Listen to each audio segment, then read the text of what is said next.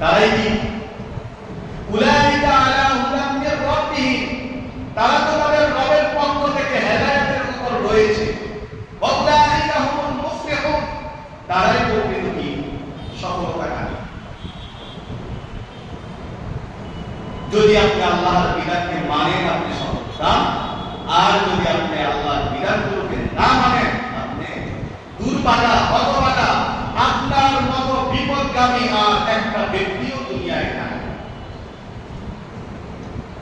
এরপর আল্লাহ তাআলা বলতেছেন ইন্নাল্লাযীনা কাফারু সাওয়াউন আলাইহিম আ'আনযারতাহুম আম লাম তুনযিরহুম লা ইউমিনুন। আল্লাহ তাআলা আল্লাহর রাসূলকে বলতেছেন যে আপনি যে উপদেশগুলো দিয়েছেন যারা মানছে তারা সফল, আর যারা মানে না আপনি তাদেরকে জীবনও মানাইতে পারবেন। এরা হলো গাদ্দার। এরা কি গাদ্দার? আছে না আমাদের মাঝে এক ধরনের, আপনি যত কিছুই বলেন বিচার মানলাম, সব কিছুই মানলাম, কিন্তু রায় যেন আমার পক্ষে হয়। তো আল্লাহ বলতেছেন ইন্নাল্লাযীনা কাফারু সাওয়াউন আলাইহিম আ'আনযারতাহুম আম লাম তুনযিরহুম, যে হে নবী আপনি তাদেরকে ভীতি প্রদর্শন করেন আর না করেন তারা মানবে না। কথা বুঝতে পারছেন? আল্লাহ তাআলা যেন আমাদেরকে এই দলের অন্তর্ভুক্ত না করুন, সবাই বলে আমিন। আবার আল্লাহ তাআলা তাদের ব্যাখ্যা বিশ্লেষণ করে বলতেছেন এরা তো মানবে না, এক ধরনের গাদ্দার। খাতামাল্লাহু আলা কুলুবিহিম ওয়া আলা সামইহিম ওয়া আলা আবসারিহিম গিশাওয়া।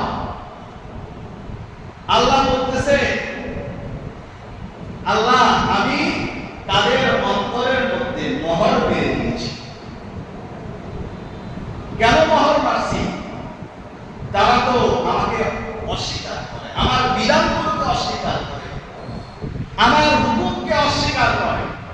এই কারণে আমি তাদেরকে চিরস্থায়ী জাহান্নামে পতিত করব। এই কারণে খাতামাল্লাহু আলা কুলুবিহিম, আমি তাদের অন্তরের মধ্যে এমন ভাবে মোহর মারছি তারা কানেও শুনে না, চোখও দেখে না, তাদের কান এবং চোখের মধ্যে পর্দা ফেলে দিয়েছি।